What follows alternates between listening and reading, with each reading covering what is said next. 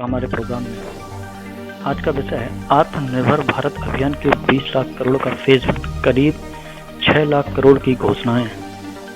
पहले हम देखेंगे किसको क्या मिला,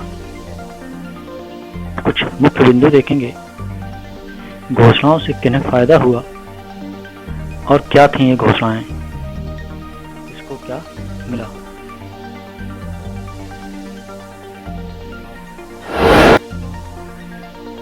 किसको क्या मिला? 3 लाख करोड़ का लोन लघु और मध्यम आकार के उद्योगों को, 2500 करोड़ का ईपीएफ सपोर्ट बिजनेस और वर्कर के लिए, 30,000 करोड़ एनबीएफसी, एचएएफसी और एमएफआई को, 4500 crore partial credit guarantee scheme NBFC को, 90,000 करोड़ पावर जनरेटिंग कंपनी को, सभी सरकारी एजेंसी कंस्ट्रक्शन में 6 महीने का एक्सटेंशन देंगे। आइए अब देखते हैं कुछ मुख्य बिंदु। मुख्य बिंदु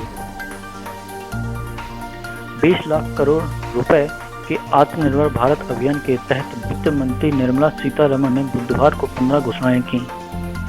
वित्त मंत्री ने विशेष पैकेज का ब्रेकअप बताया। टैक्स ऑडिट की तारीख 30 सितंबर से बढ़ाकर 31 अक्टूबर की गई। टीडीएस में कटौती का फायदा प्रोफेशनल फीस, इंटरेस्ट, किराया, डिविडेंड, कमीशन और ब्रोकरेज के पेमेंट में मिलेगा।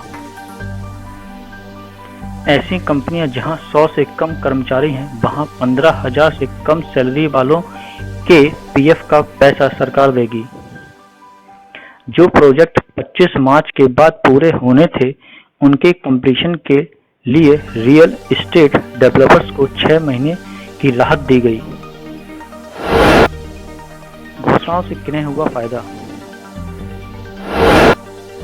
घोषणाओं से किन्हें फायदा? 45 लाख ऐसे उद्योगों को जिनका टर्नओवर 100 करोड़ रुपए से कम है, 2 लाख ऐसे छोटे उद्योगों को जो संकट में चल रहे हैं, 2 करोड़ लोगों को रोजगार देने वाले रियल एस्टेट सेक्टर को, 10 लाख संस्थानों को जिनके 5 करोड़ कर्मचारी का पीएफ हर महीने जमा होता है।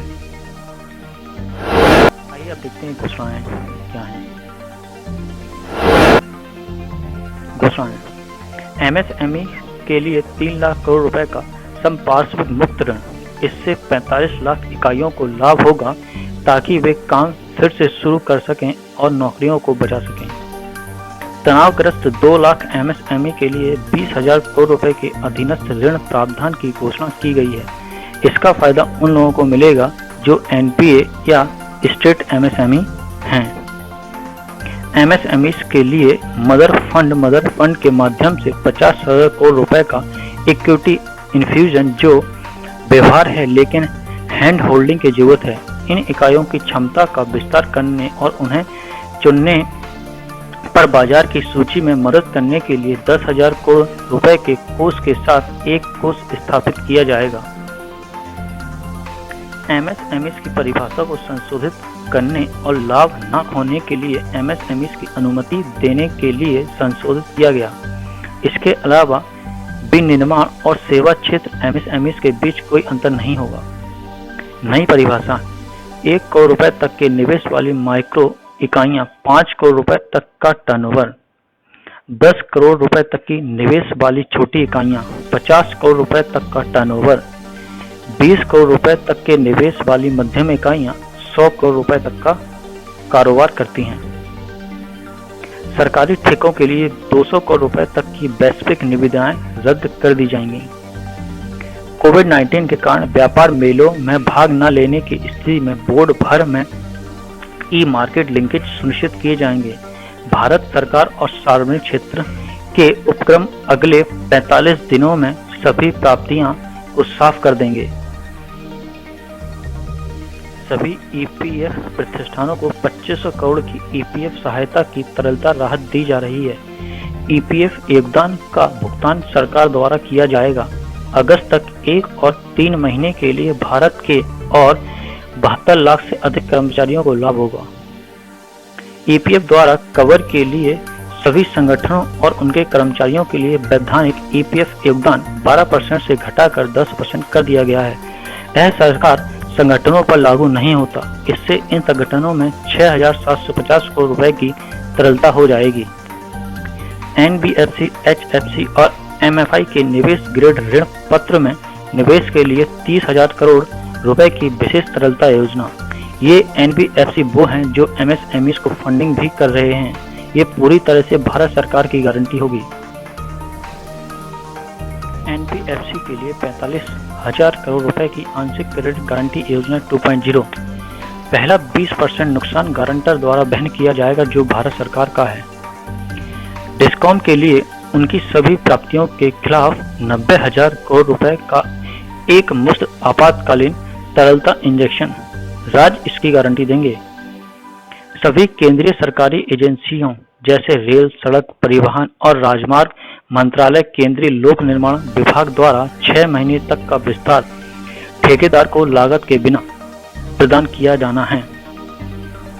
अचल संपत्ति पर शहरी विकास मंत्रालय राज्यों, केंद्र शासित प्रदेशों को परामर्श जारी करेगा ताकि नियामक बल के दबाव को लागू कर सकें। नियामक 25 मार्च 2020 को या उसके बाद समाप्त होने वाली परियोजना के लिए 6 महीने के लिए पूर्ण पंजीकरण की तारीखों का विस्तार कर सकते हैं।